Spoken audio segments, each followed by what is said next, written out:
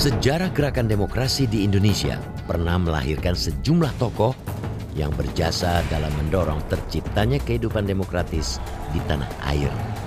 Salah satu ikon gerakan pro-demokrasi di Indonesia yang ketokohan dan reputasinya dalam perjuangan hak-hak sipil tidak diragukan lagi adalah Adnan Buyung Nasution.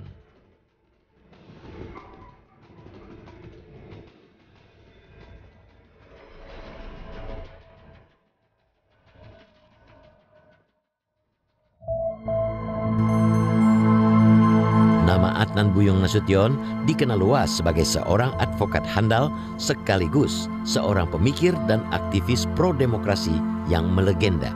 Adnan Buyung juga dikenang sebagai pendiri Yayasan Lembaga Bantuan Hukum Indonesia atau YLBHI yang dalam lintasan sejarah berperan besar dalam gerakan perjuangan menegakkan hak-hak asasi manusia atau HAM di tanah air dan melahirkan banyak aktivis HAM handal.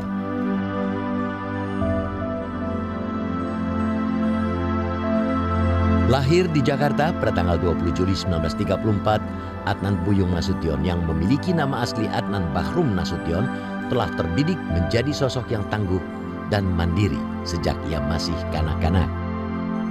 Pada usia 12 tahun, Buyung telah hidup sendiri dengan adik sematawayangnya, Samsi Nasution, dengan berdagang barang loakan di Pasar Krangan, Yogyakarta. Di tempat ini pula, ibunda Buyung, Ramlah Dogur, berjualan es cendol. Kehidupan penuh perjuangan ini harus dilakukan Buyung dan ibunya karena sang ayah, R. Rahmat Nasution, pergi bergerilya berperang melawan Belanda dari tahun 1947 hingga 1948. Almarhum ayah itu masa kecilnya lebih banyak kehidupan di zaman revolusi ya. Bahkan yang saya tahu dan saya pernah dengar dan beliau cerita mengenai beliau bahkan pernah katanya nggak tahu kalau pernah tidur sekamar dengan Tan Malaka di Yogyakarta. Itu dia almarhum itu baru tahunya setelah Tan Malakanya pergi. Jadi dia semalaman tidur sama seorang tokoh, dia sendiri nggak tahu kalau itu adalah seorang tokoh yang lagi dicari banyak orang. Sang ayah yang merupakan pejuang gerilya merupakan sosok yang sangat berpengaruh dalam membangun karakter dan ketokohan Buyung. Ayahnya ayah sudah meninggal, tapi saya banyak mendengar cerita dari ayah bagaimana nasionalisnya almarhum. Ayah sampai cerita bahwa almarhum itu masih muda, almarhum kakek ya, udah masih muda, itu sudah merantau dari kampung ke Jakarta. Terus akhirnya menjadi wartawan, kemudian menjadi pendiri Antara, dekat dengan almarhum Adam Malik, kemudian juga mengajarkan ayah tentang prinsip-prinsip demokrasi dan sebagainya. Sejak muda, Buyung terlibat aktif dalam berbagai kegiatan organisasi. Saat bersekolah di SMA Negeri 6 Jakarta, Buyung aktif di organisasi Ikatan Pemuda Pelajar Indonesia atau IPI dan menjabat ketua cabang IPI Jakarta. Setamat SMA, Buyung sempat kuliah di Teknik Sipil ITB Bandung. Namun 1 tahun kemudian ia pindah ke Fakultas Gabungan Hukum, Ekonomi, dan Sosial Politik di UGM Yogyakarta. Tidak lama kemudian, Buyung kembali berpindah tempat kuliah. Ia memilih menyelesaikan studi sarjananya di Fakultas Hukum dan Ilmu Pengetahuan Kemasyarakatan Universitas Indonesia.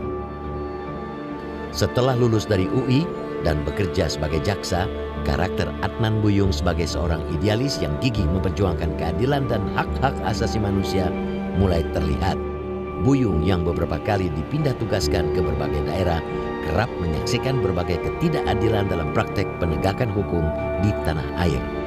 Hal ini di kemudian hari mendorong Buyung untuk mundur dari kejaksaan. Sebetulnya Buyung memulai gerakan demokrasi dan demokratisasi itu ketika dia terlibat dalam gerakan tahun 1966 ya. Waktu itu dia masih menjadi jaksa sebetulnya. Tapi dia sudah punya ketertarikan untuk memberikan bantuan terhadap rakyat miskin yang memang tidak terwakili semuanya oleh partai politik.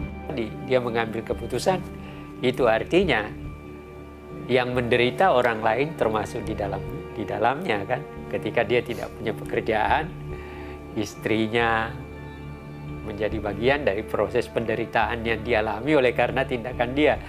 Tapi yang saya katakan itu tadi, orang yang seperti ini terkadang tidak memikirkan istrinya, tidak memikirkan anaknya, tanda kutip ya, tidak memikirkan itu.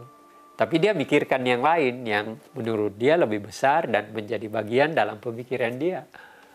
Nah, itu yang dilakukan oleh Bang Buyung kan. Ketika dia meninggalkan posisi jaksanya, ya dia pergi aja. Karakter Adnan Buyung sebagai sosok figur yang kritis dan idealis juga tampak dari keberaniannya menyuarakan opini dan pandangan-pandangannya, termasuk terhadap pejabat yang tengah berkuasa. Pasca terjadinya peristiwa G30S pada tahun 1965 misalnya, Buyung yang tercatat sebagai pendiri dan ketua gerakan pelaksana Ampera kerap terlibat dalam aksi-aksi unjuk rasa memprotes beberapa kebijakan pemerintahan Presiden Soekarno. Nah, beliau tahu bagaimana rakyatnya menderita itu zaman Soekarno itu.